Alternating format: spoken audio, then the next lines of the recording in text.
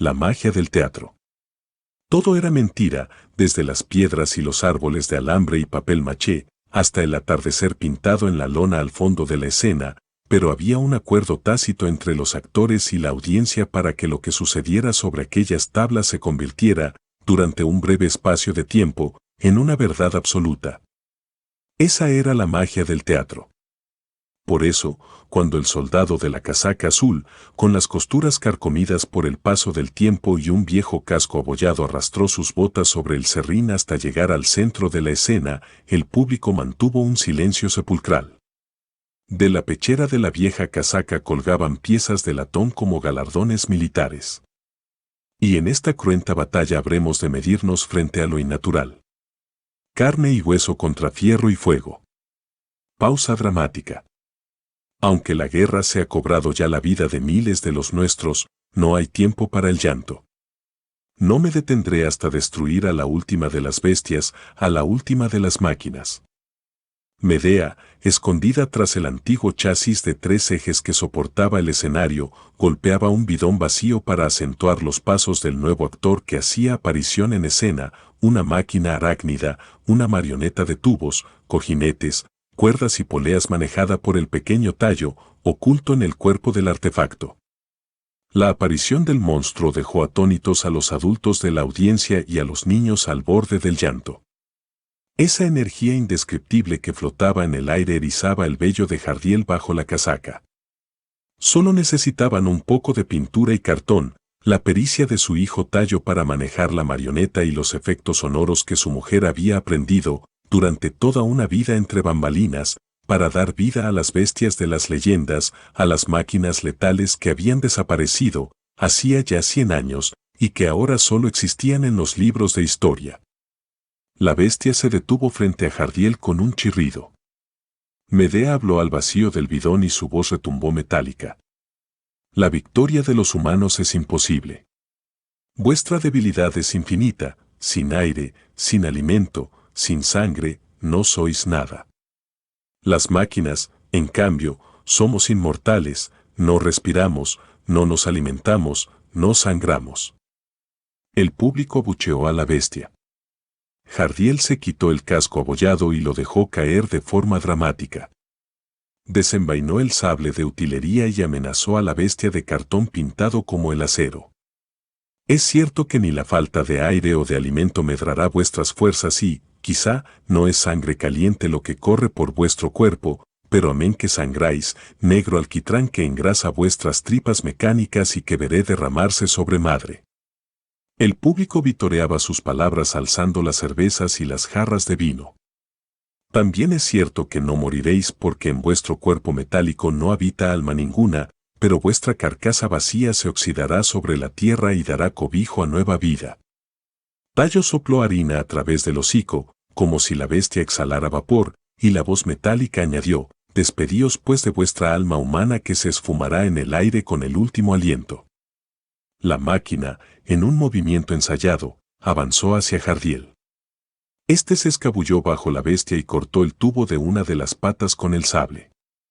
Tallo derramó el mejunje viscoso que hacía de alquitrán. El tubo se balanceaba escupiendo el líquido negro sobre el serrín. Luego, hizo que el robot cojeara mientras Medea arañaba el bidón con su guante de clavos, creando un aullido que helaba el aliento, alimentando las pesadillas de los niños y de algunos adultos.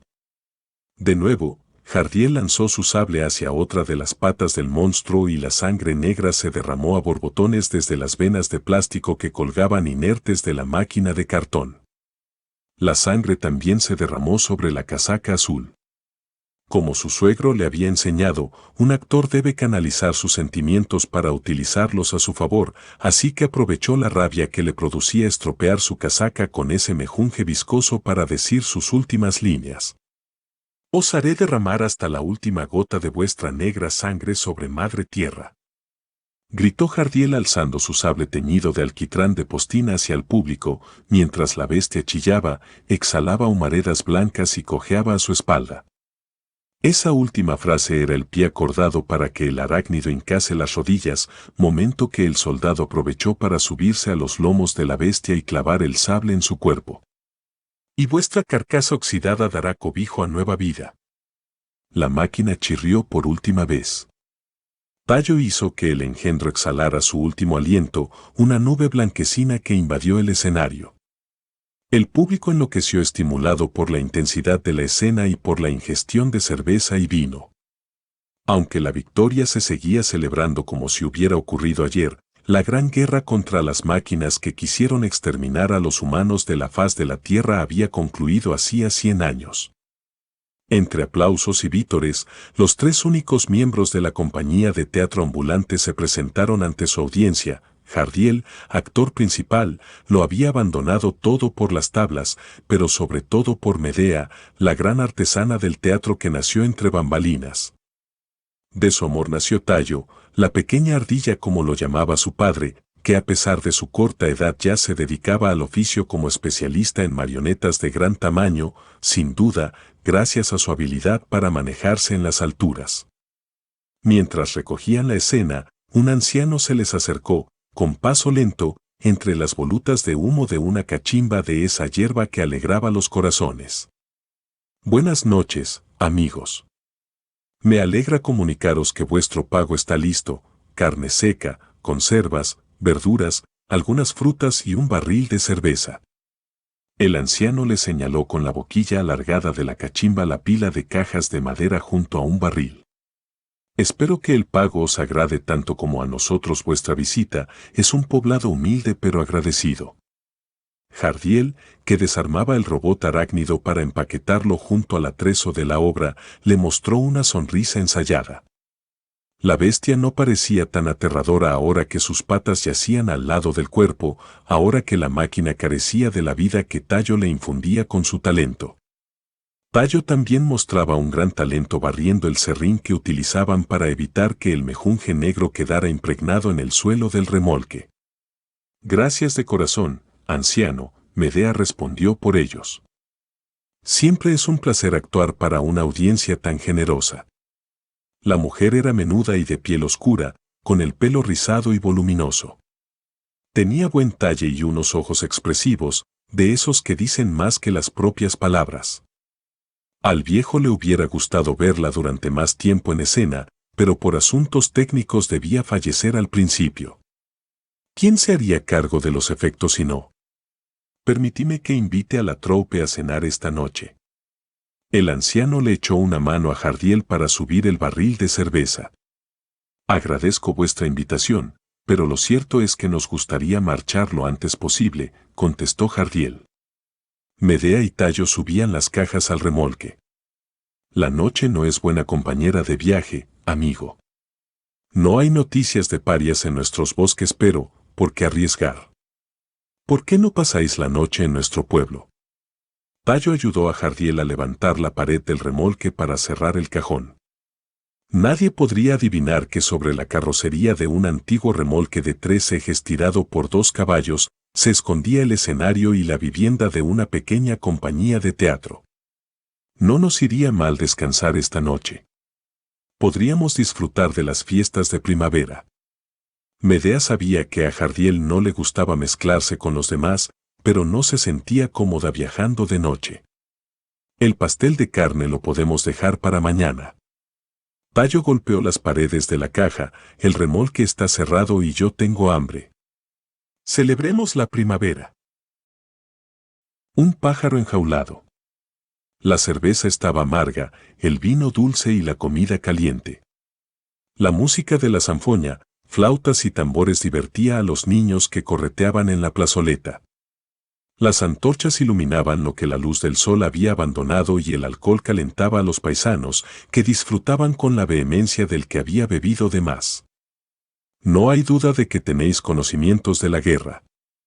Es así como me imaginaba a las máquinas, tal y como me contó mi abuelo, que era solo un niño por aquel entonces, dijo el anciano. Tuvieron que huir en pequeños grupos hacia las montañas, porque el objetivo de las máquinas era destruir a la sociedad, según mi abuelo. Aunque, por suerte, las armas que utilizaron contra las máquinas eran mejores que simples espadas.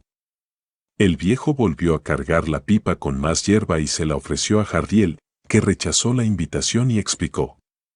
Cuando era pequeño, mucho antes de dedicarme al teatro, un anciano pasó por la aldea donde vivía y me contó todo lo que sabía sobre las máquinas, incluso me habló de cuando las máquinas servían al ser humano, cuando hacían todo lo que les ordenaban. Me contó que las máquinas dejaron de servir al humano para convertirse en su enemigo, como comenzaron a crearse a sí mismas, cada vez más poderosas, para eliminarlos a todos.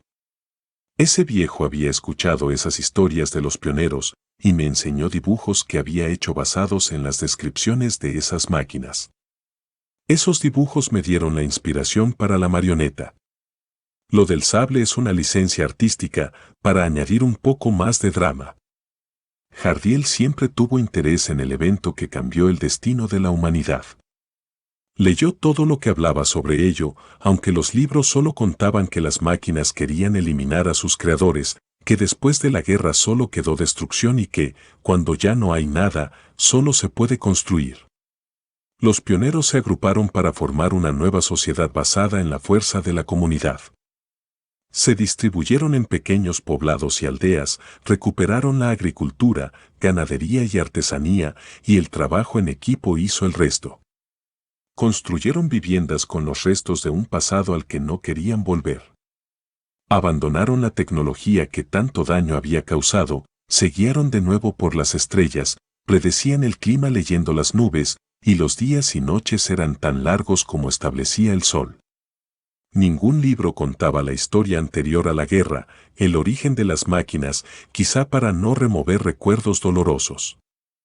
Solo tenían la memoria de los que fueron niños en la época de los pioneros, pero esos recuerdos murieron cuando esos niños se hicieron ancianos. Pues parece que los titiriteros comen como el que más. Se ve que aunque no les viene bien trabajar para la comunidad, sí que saben aprovecharse de ella cuando el hambre aprieta, dijo uno de los borrachos que se había acercado a los comensales. No se preocupe, amigo, que a esto les invito yo con mi trabajo. El anciano quiso poner paz.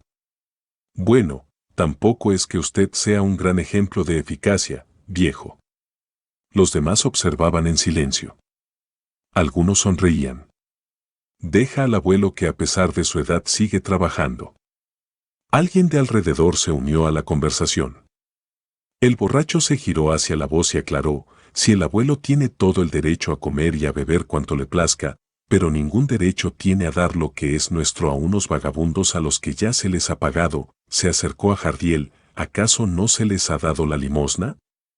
El rumor que surgió de las otras mesas parecía estar de acuerdo con su discurso. Yo no, por supuesto que no. Nunca en la vida se me ocurriría dar nada a una panda de vagos, y dijo a los paisanos que escuchaban en silencio, todos los demás nos partimos el lomo para mantener a la comunidad y estos, gesticuló con la cerveza en el aire salpicando a Tallo, cabizbajo y asustado. Jardiel se levantó de golpe. Le agradezco su invitación, anciano, pero ya es hora de partir.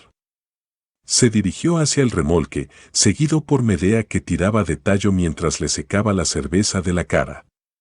No era la primera vez que los llamaban titiriteros o vagabundos con ese desprecio, como si hubiera algo malo en hacer lo que hacían. Tallo recordaba las palabras de su padre, no debes hacer caso a lo que dicen, hijo. La gente está en las comunidades para dar sentido a una vida vacía, para no sentirse solos, para mirar por encima del hombro a los que no quieren seguir sus estúpidas reglas, pero a nosotros nadie nos puede mirar por encima del hombro porque estamos aún más altos que ellos, estamos sobre el escenario. No nos quieren en su comunidad, pero nos reciben con los brazos abiertos para entretenerlos durante sus celebraciones. Nosotros hacemos nuestro trabajo, recogemos nuestro pago y nos vamos. Volveremos a nuestra libertad. Nos tenemos los unos a los otros. No necesitamos a nadie más. ¿Quién querría ser esclavo de una comunidad y de sus estúpidas reglas? La misma audiencia que antes los vitoreaba cuando estaban sobre la escena, ahora aplaudía su marcha. Supongo que no pasaremos aquí la noche. Medea tenía la piel más dura que su marido y las palabras de un borracho no le hacían ni el más mínimo rasguño. Había nacido entre el atrezo y los ensayos, la música y los viajes infinitos de una compañía de teatro ambulante que se había acostumbrado al desprecio de los demás, incapaces de entender aquel estilo de vida. Pero Jardiel no había nacido en esa vida. Cuando aquel martillo cayó de la tramoya y Medea conoció a Jardiel, se encontró a un pájaro enjaulado con ganas de volar y una enorme creatividad, y le invitó a unirse a la compañía.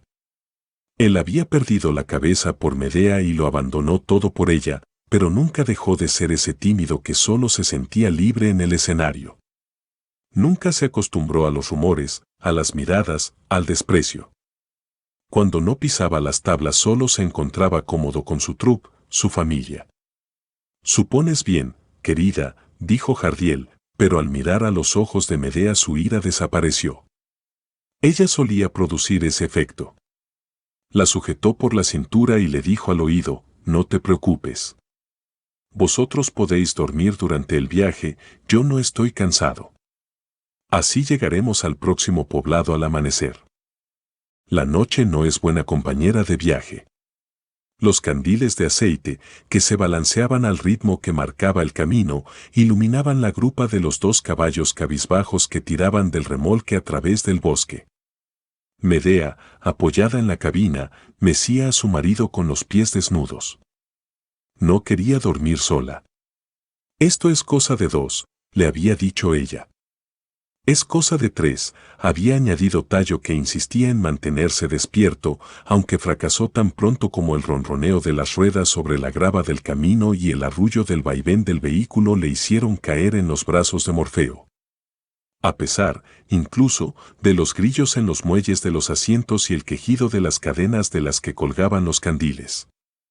Pero Jardiel había asumido que era responsabilidad suya llevar las riendas hasta la siguiente población, al fin y al cabo fue su carácter el que le llevó a tomar la decisión de viajar de noche. Jardiel parecía tener la cabeza en cualquier lugar menos sobre sus hombros. «Ese desastre lo vas a limpiar tú», y con un meneo de sus pies Medea llamó la atención de su marido. «Te dije que tu alquitrán falso manchaba tanto o incluso más que el de verdad». La luz del candil relamía los manchurrones negros de la casaca que colgaba de un gancho.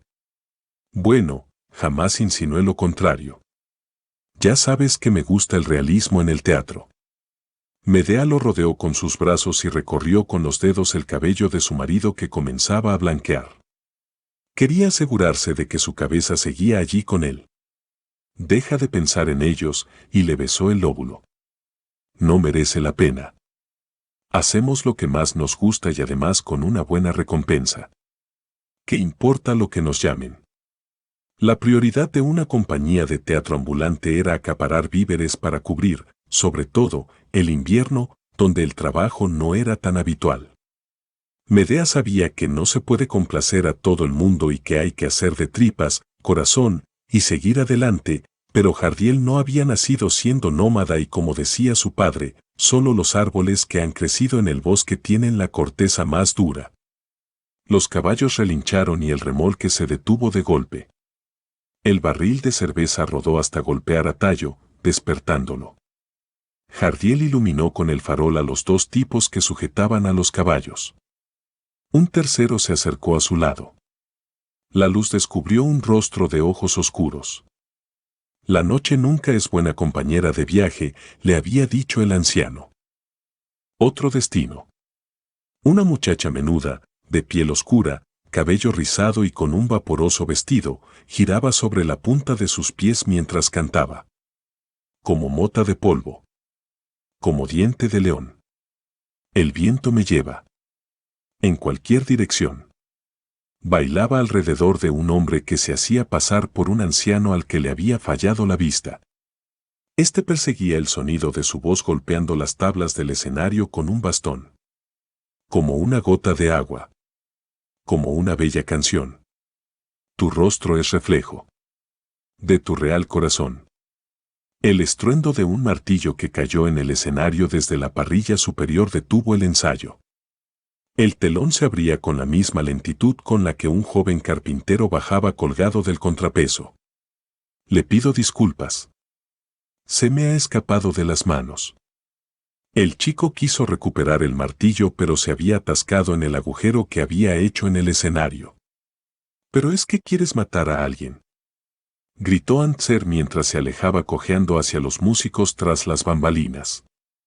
El anciano había recuperado la vista y algunos años de juventud, pero seguía necesitando el bastón. Perdón, señor. El martillo se negaba a salir del agujero a pesar de la insistencia del chico. Yo le arreglaré el boquete. No se preocupe. Unas carcajadas retumbaban desde lo alto del proscenio y el carpintero, en una especie de grito susurrado, le pedía silencio a su colega mientras se esforzaba en sacar el martillo del suelo. A veces más vale maña que fuerza. La chica que danzaba por el escenario, gota de agua y diente de león, se agachó frente al joven y sacó el martillo solo con 2 dedos. Torciendo sus labios en un gesto cómico se lo entregó. El muchacho se sonrojó. Somos los carpinteros de la aldea. Nos hicieron llamar para reparar las poleas del telón. El otro chico saludó desde lo alto y haciendo bocina con sus manos dijo, le pido disculpas por la torpeza de Jardiel, por lo menos el telón ya funciona. El señor disfrazado de anciano volvió al centro del escenario. Muy bien, chicos, y ahora, si nos perdonáis, tenemos varias funciones y no podemos perder tiempo. La chica se encogió de hombros y sonrió a Jardiel mientras volvía al centro del escenario. Vamos, Medea, desde el principio, dijo el anciano marcando el ritmo de la música con el bastón. Medea era el nombre de una bruja de las antiguas leyendas. Eso le había dicho a Jardiel al oído mientras se veían a escondidas todas las noches después de los ensayos, con la excusa de enseñarle a bailar. A Medea le gustaba bailar, se sentía ligera como los pájaros cuando vuelan, pero Jardiel no tenía el don del movimiento, así que entre besos y caricias improvisaba historias con sus pequeñas marionetas de madera. Él se enamoró de su libertad, de sus ojos. Ella, de su espíritu, de su imaginación. Eran almas gemelas unidas por la misma energía, la creatividad. En uno de esos encuentros, después de hacer el amor, ella le invitó a unirse a su troupe. Al día siguiente tendrían que abandonar la aldea hacia otro destino. ¿Cómo vas a irte con unos vagabundos, hijo? Estás tonto. Sigfrido era un hombre serio. Se había dedicado en cuerpo y alma a su familia y a su aldea. Jamás viajó más allá de los bosques, ni tan siquiera de joven, que es cuando se cometen esas locuras. Sus abuelos fueron fundadores de la aldea, allí nació y creció, fue allí donde conoció a Kalima y donde nació su único hijo. No era capaz de entender su vida fuera de aquella comunidad y siempre trabajó por y para su gente. ¿Es que quieres convertirme en el hazmerreír de la aldea? Sigfrido, por favor. Kalima intentaba apaciguar a su marido que se revolvía alrededor de la mesa. Baja la voz, no quiero que despiertes a Onona. El teatro no tiene nada de malo, padre. He decidido irme con ellos y así lo haré. No creo necesitar tu permiso para hacer lo que me venga en gana. Sigfrido nunca había pegado a ninguno de sus hijos. Jamás. Se hubiera cortado las manos antes de dañar a ningún miembro de su familia. Los quería por encima de todo, pero, después de todo el esfuerzo y sacrificio que habían hecho sus antepasados por construir la aldea, sentía que el abandono de su hijo era una traición. El dolor nubló su juicio y golpeó a Jardiel en el rostro, con tanta fuerza, que lo hizo caer al suelo. Un hijo mío jamás será un vagabundo. Jardiel se incorporó con el rostro enrojecido, pues acabas de perder a tu hijo. Esa fue la última noche que Jardiel vio a su familia. Al día siguiente, la troupe partió con un miembro más. El uno al otro. Medea se dio cuenta de que Tallo había despertado. Le hizo gestos para que se escondiera entre los bártulos. Buenas noches, amigo. ¿En qué puedo ayudarles? Jardiel intentó mantener la compostura. ¿Ayuda? El sujeto alto y delgado de ojos oscuros gesticuló pensativo. Buscó la mirada cómplice de sus compañeros que sonreían en la penumbra. Tan solo queríamos saludar. Somos unos viajeros que han decidido descansar después de una larga jornada. 3 amigos que van de aquí para allá intentando ganarse la vida. ¿No es cierto? El que sujetaba a los caballos asintió con sorna. Aunque, no hay duda de que no viajamos tan bien acompañados. Su mirada lasciva repasó a Medea de abajo a arriba. Pero si son titiriteros. El tercero se había encaramado a la parte trasera del remolque y había abierto el portón. Medea dio un respingo cuando el tipo se adentró a curiosear entre el atrezo, pero Jardiel la sujetó por la muñeca. Tayo se había escondido bajo la lona. Así es, somos una gran compañía de teatro. Vamos por los poblados y aldeas amenizando las fiestas de la primavera. En breve nos alcanzarán 3 remolques más. Se han retrasado un poco. Somos, digámoslo así, una avanzadilla. Pues no parece que vaya a venir nadie más, dijo el tipo encaramado en el remolque. Desde aquí se ve el camino y no se aprecian los candiles de ningún vehículo. El que sujetaba a los caballos se encontraba ahora apoyado a los pies de Medea. Apuesto a que tú eres bailarina. Su rostro estaba enmarcado por gruesas arrugas como surcos en el barro, con 2 ojos verdes abultados como burbujas en el lodo a punto de reventar. En una mueca, que quiso ser sonrisa, mostró una hilera de dientes quebrados y amarillentos. Fijaos en la musculatura de sus piernas y con sus sucias manos agarró la pantorrilla de Medea, que se deshizo de su zarpa de una patada al aire. Jardiel se incorporó de golpe y el viajero del remolque lo sujetó por los hombros y lo hizo sentarse. Tranquilo, amigo. Estamos manteniendo una amena conversación, intercambiando experiencias. ¿No es eso lo que hacen los viajeros cuando se encuentran en los caminos? Su aliento apestaba a licor de hierbas. De acuerdo, coged lo que queráis. Hay un barril de cerveza. Hay alimentos. Cogedlo y marchaos. No tenemos nada más. ¿Acaso crees que somos ladrones? Nos has tomado por parias. Esta vez habló el tipo delgado que seguía a los pies de Jardiel. Los parias son escoria. Nos estás insultando, amigo.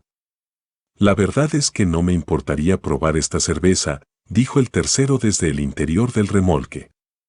Tayo, bajo la lona que sirvió de fondo de escena, podía ver sus botas manchadas de barro. Pues a mí no me importaría verla bailar, dijo el de los ojos saltones mientras acariciaba el pie desnudo de Medea. Esta vez, Medea lanzó la patada hacia su cara. Después de saborear la sangre que le chorreaba por la nariz, la sujetó por la pierna y la lanzó contra el suelo. Jardiel intentó sujetarla, pero una certera patada en el costado, desde el interior del remolque, lo lanzó a los pies del tipo delgado. Pudo ver, a través de las patas de los caballos, como aquel hombre, con surcos en la cara, levantaba a su mujer agarrándola por el pelo. «Eres muy bonita», dijo mientras tiraba del cabello de Medea para que la luz de los faroles iluminara su rostro. «Eres un tipo con suerte, titiritero». Jardiel intentó moverse pero el golpe en el costado lo había dejado sin respiración. «Es bailarina, no hay duda». El hombre con las botas cubiertas de barro, que había bajado del remolque, levantó su traje hasta las caderas para ver sus piernas contorneadas. «No la toquéis», dijo Jardiel con el aire que pudo acumular en los pulmones. Había rodeado a los caballos para defender a su mujer, pero el tipo delgado lo lanzó al suelo y lo silenció de nuevo con otra patada en las costillas. Luego se acercó a Medea y le rasgó el escote del vestido hasta dejar sus pechos al descubierto. Mientras los manoseaba, los otros 2 la sujetaban con fuerza por los brazos.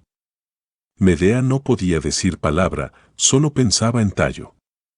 El de las botas sucias aprovechó para colar sus dedos entre las nalgas de Medea, que no pudo evitar dejar caer una lágrima, mientras el aire frío de la noche le rasgaba la garganta. «Si no quieres bailar para nosotros, ya se nos ocurrirá algo para entretenernos». «Abridla», dijo posando sus ojos oscuros en los muslos de Medea. Los otros la llevaron hasta el suelo y separaron sus piernas dejándola indefensa ante el tipo delgado que se bajaba los pantalones. Jardiel se arrastró en la oscuridad hacia los gemidos de placer del paria y el llanto ahogado de su esposa. Se incorporó con dificultad y se abalanzó hacia ellos, hijos de... Un codazo en la cara lo lanzó contra el suelo pero, de nuevo, se puso en pie. Lo veía todo borroso, incluso el brillo del puñal que se le clavó entre las costillas. Le flaquearon las piernas y se desplomó sobre el polvo del camino por última vez. Antser estaba tendido junto al fuego para apaciguar el frío del invierno. Medea descansaba a su lado mientras acariciaba su vientre abultado. Jardiel les trajo la sopa caliente. Pobre muchacho, a cargo de una embarazada y un viejo moribundo. Bueno, lo del embarazo creo que también es cosa mía, dijo mientras se sentaba junto a ellos con su tazón de sopa, y lo de que usted esté moribundo lo pongo en duda, mala hierba nunca muere. Antser sonrió. No, hijos, puedo notar cómo se me acaba el tiempo.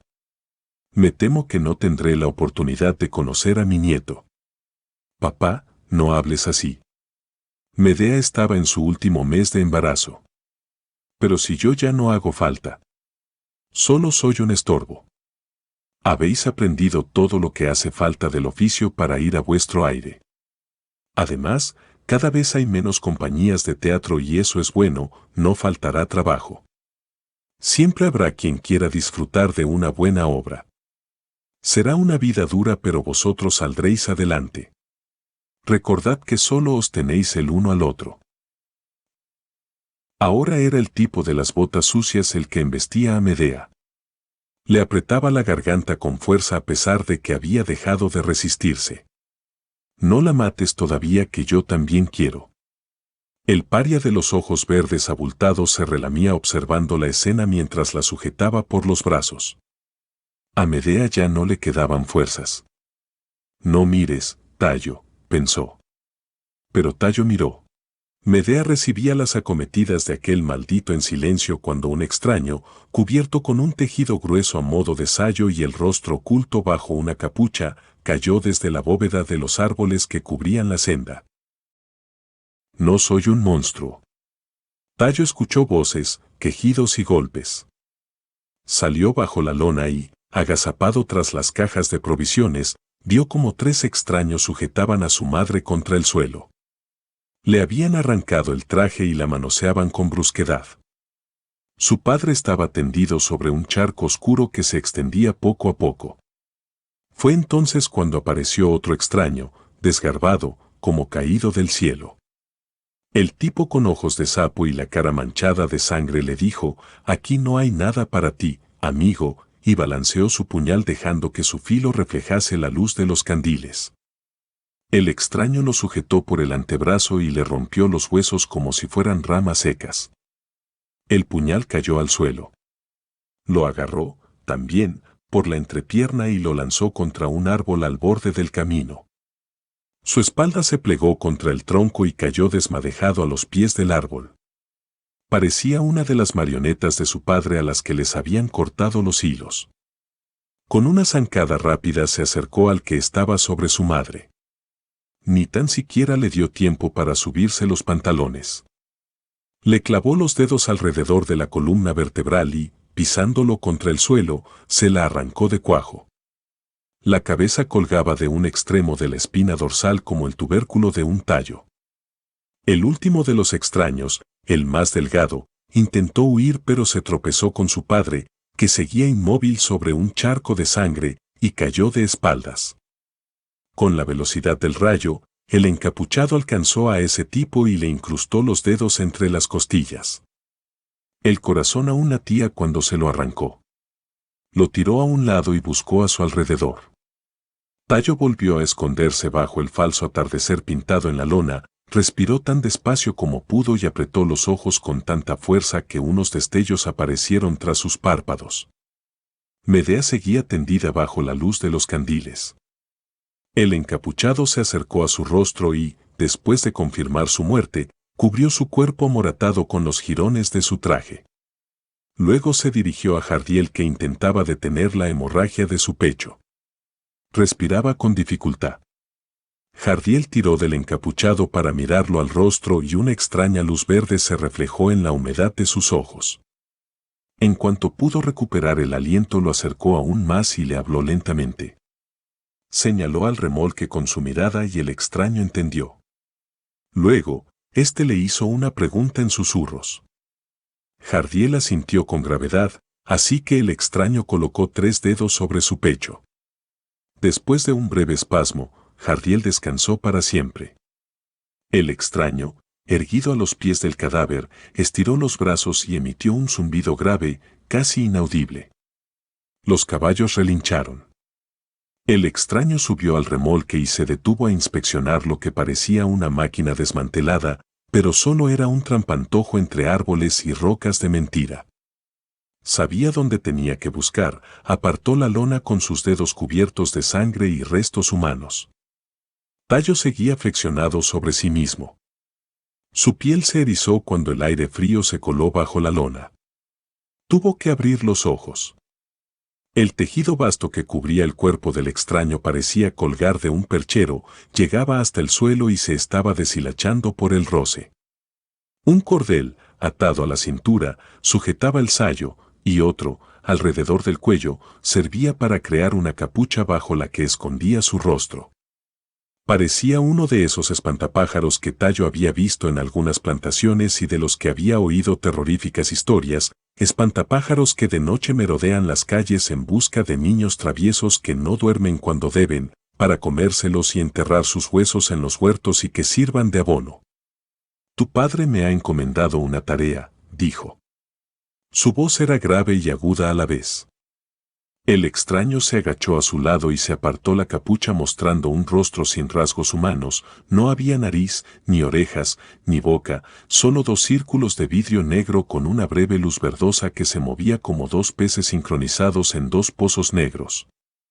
Su cabeza calva estaba cubierta con una extraña piel traslúcida como la niebla, como el agua turbia. El gesto atemorizado del chico se deformó en el reflejo de los ojos de vidrio de aquel rostro inexistente. Estoy aquí para ayudarte. La voz doble surgió de una cicatriz vertical y perfecta que subía desde la barbilla hasta donde debería haber estado la nariz.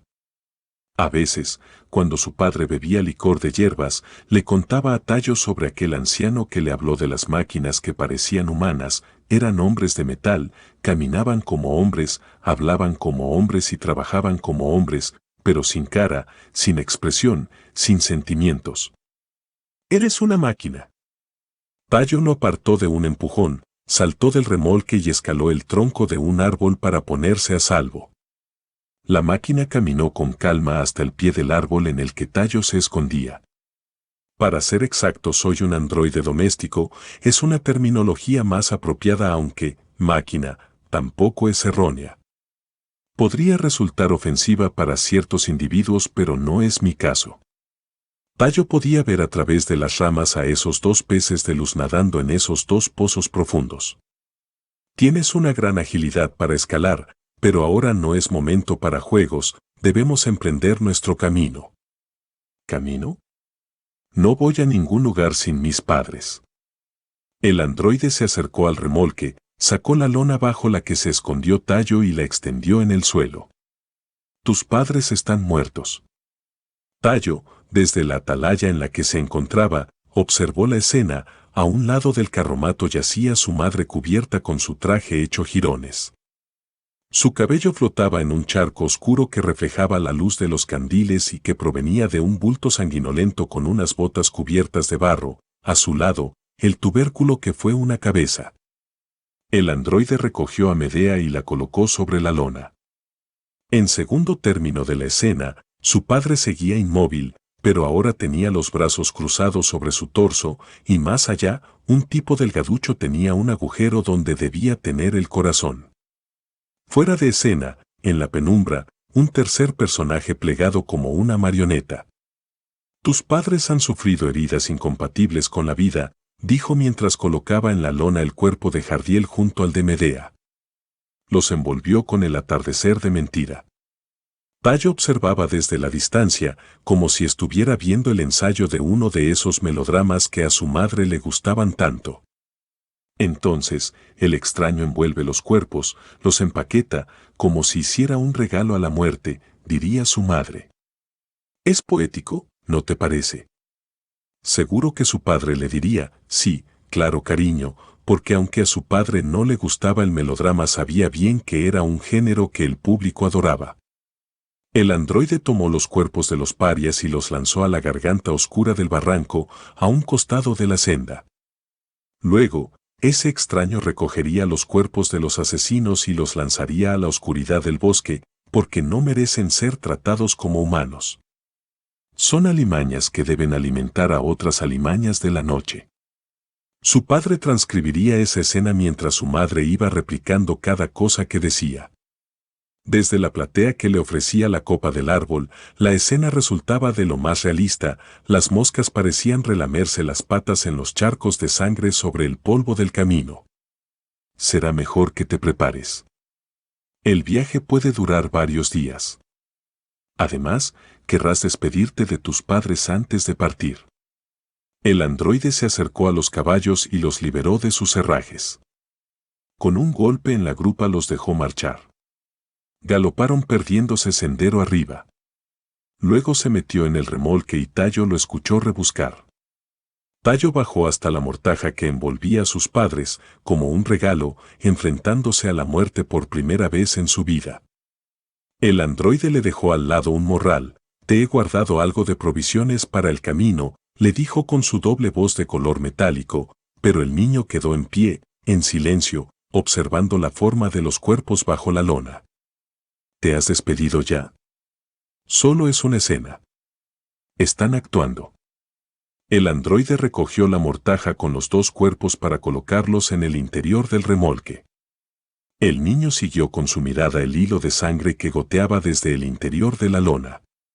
Luego vio cómo las luces de los candiles comenzaron a desplazarse sobre las irregularidades del camino, los charcos de sangre y las moscas. El robot empujaba el remolque hasta el borde del barranco sobre el que serpenteaba el sendero del bosque. Y despertó. ¿Qué estás haciendo? El androide se detuvo. Estamos en un camino por el que tarde o temprano pasará alguien. No podemos dejar los cuerpos aquí.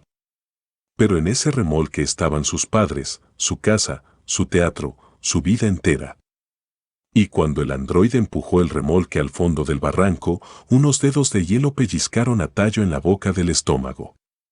El rugido metálico del vehículo, el quejido de piedras y las ramas rotas invadieron el silencio de la noche. El niño se acercó al borde del camino, pero la luz azul de la luna solo dibujaba la silueta de las copas de los árboles. Te habías despedido, ¿verdad? He de reconocer que no tengo muy claro el duelo. No está en mi programación. Cuando alguien fallece se tiene que convertir en ceniza. Es la tradición, para volver a la naturaleza, dijo Tayo en un susurro. Incineración, pensó el androide. Demasiado tarde. Recuperar los cuerpos supondría una enorme pérdida de tiempo y de energía. Ahora tus padres también son parte de la naturaleza. El niño fijó sus ojos en aquellos peces de luz verde. Antes de morir, tu padre me dio una orden, lleva a mi hijo a Aldea Oeste. El androide recogió el morral de Tayo y se lo entregó. No sé bien dónde está Aldea Oeste, pero encontraremos el camino. Tayo lanzó el morral al suelo. ¿Aldea Oeste? ¿Por qué voy a querer ir a Aldea Oeste? Se alejó del robot. ¿Por qué voy a querer ir con una máquina asesina? Tus probabilidades de supervivencia son nulas. No pareces tener ni la edad ni la experiencia necesaria. Como androide doméstico estoy obligado a cumplir las tareas encomendadas por un humano. Tu padre me dijo que debía llevarte con tu tía Onona. No tengo más información. Mi padre nunca me dijo que tuviera una tía. El androide detectó las constantes vitales del chico y no parecía mentir, aunque la rapidez del latido y de su respiración indicaba que estaba en un estado de shock. En todo caso, un estado normal, sus padres acababan de ser asesinados. Si me acompañas podré cuidar de ti, cuando lleguemos a nuestro destino, descubriremos si tu padre mintió. ¿Y qué ocurre si no quiero? Entonces asumiré que es una nueva orden y seguiré mi camino, pero te recomiendo encarecidamente que me acompañes. No voy a confiar en un monstruo. He visto lo que has hecho con esos asesinos. Eran unos asesinos y han matado a tus padres. Solo he hecho lo que se supone que debo hacer, ayudar a los inocentes. Pero no has ayudado a mis padres. No pude hacer nada hasta tener la certeza de que tus padres eran inocentes. El cuerpo del pequeño Tayo temblaba y las lágrimas se le acumulaban en los ojos. Lamento no haber analizado antes la situación, pero en una reyerta entre humanos es difícil saber quién es inocente. No soy un monstruo. El robot emprendió el paso adentrándose en el bosque, pero, antes de perderse entre los árboles, se giró. Debo insistir en que me acompañes, el bosque está habitado por especies salvajes para las que serías una víctima fácil, especialmente los lobos. Si quieres descubrir qué sucede a continuación, el libro está disponible para todo el mundo, en ebook y en papel en la tienda de Amazon. Gracias por ver el vídeo.